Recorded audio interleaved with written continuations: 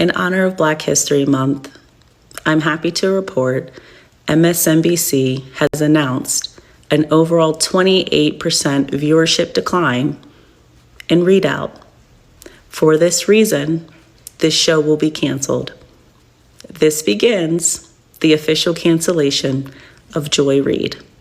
It is said that her overall net worth is $3 million. Doubtful. She is said to have been a part of authoring A Fracture of the Obamas, the Clintons, the Racial Divide book, as well as the Unraveling America story. She has led a very liberal, progressive, and for the most part, Marxist narrative across America. And her viewership decline, while many people think it's just on this narrative, I will also add it's her hair. When she started with MSNBC, she had hair, and now she does not. There's no more joy at MSNBC. Joy Reid got the boot. Not just her show, the Readout, being canceled, she's also leaving the network. Joy Reid is part of that triumvirate that I talk about, with the church plant pastors, with the Black Greek letter organizations, the Prince Hall Freemasons, the Black community organizations, the athletes and entertainers, and the politicians and the media and academia. That's where Joy Reid falls into the triumvirate. But Joy Reid was the main voice on network television. The main voice on network television pushing victimization and oppression. I mean, there were some things that Joy Reid let air on her show that were reprehensible. Things said about Black people that decided to vote for the Republican Party. Things said about Donald Trump. Things said about white people. Joy Reid was saying all kinds of stuff, and they were letting her say this stuff because she was a Black face and she was a Black woman. And she was their useful idiot to push their agenda to. And when I say there, I mean the Marxists and the communists and the socialists, the white liberals who want to use Black people and people that are ignorant to what they're trying to do. They want to use these folks to usher in their revolution to remake America in a communist and Marxist image. So Joy Reid was the face of that.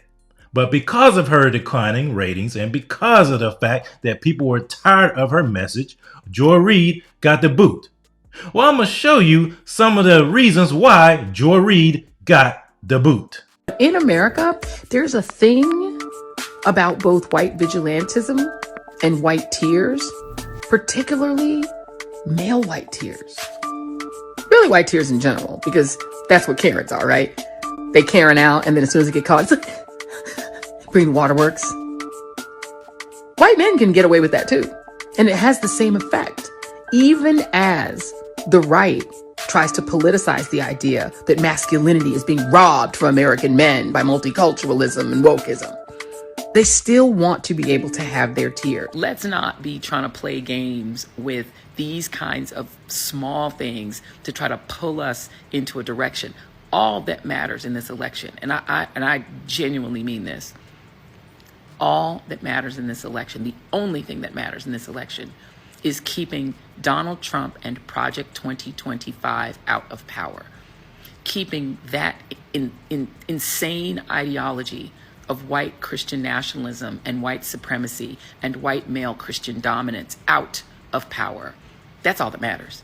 I genuinely don't care who the Democratic nominee is, and I'm being real. I don't care. If it's Biden, fine. If it's Kamala Harris, fabulous, right? But it's going to be one of the two of them. Let's just not play crazy games now. There are rules the way that this process works. It's one of the two of them. Either one, I don't care. Or if you want to parachute somebody else in and they not him, they not the orange one, they not the one who quotes Hitler. And if you would vote for that, people may not feel so confident that they're safe with you. This is not crazy. This is legitimate feelings of fear of you and a feeling that you might not be someone they could trust if this thing goes way south. Autocracies go south real fast, and things get ugly, and people get asked to do things and turn people in and point people out and turn on them. And if you're voting affirmatively, gleefully for this, and people might, I don't know, may not feel so confident in you anymore. That's real, and you kind of have to live with it. So if you think that you can vote for what people see as their destruction and then demand that they still are cool with you and kiki with you and have Thanksgiving with you, like, I think you're kind of missing the point of what people are upset about. They're afraid. And autocracy and fascism are things that are legitimate to be afraid of.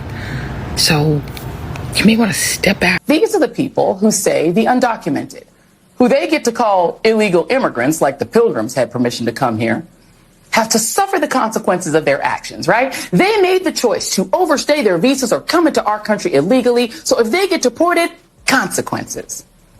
But you right-wingers shouldn't have to suffer the consequences of your votes? You don't want to be around me because I voted for fascism. No fair. I'm coughing on you with COVID, but you want me to wear a mask for your safety?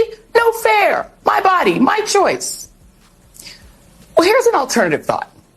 Make your own dinner, MAGA. Make your own sandwiches. Wipe your own tears. Troll amongst yourselves with Elon and leave us alone. You got your heart's desire, the president you dreamed of, and worship instead of Jesus. And this time, you didn't even have to storm the Capitol, smash the windows, or try to kill police officers or issue death threats to poll workers. See? You did it just by voting this time. Congrats. You got your way. And he even got away with breaking the law. Yay. But if you expect the 73 million who voted for the prosecutor, not the felon, and particularly the 92% of black women who voted for Kamala to give you a cookie for your vote, a trophy, a hug, a high five, you might be asking too much. If we want to eat with you, we will. But if we just want some peace over the holidays and we don't want to put up with your trolling while we eat our tofurkey, get over it. Stop acting like we owe you. And for God's sakes, stop whining. It's embarrassing. Our Thanksgiving, our choice. President Kamala Harris into the presidential campaign, and she has now secured enough delegates to become the nominee. You're going to look real crazy being on the other side of that line, particularly as a person of color, but really as anyone who claims to have any connection to the culture. You're going to look real weird and real lonely on the side. The door needs to close behind Amber.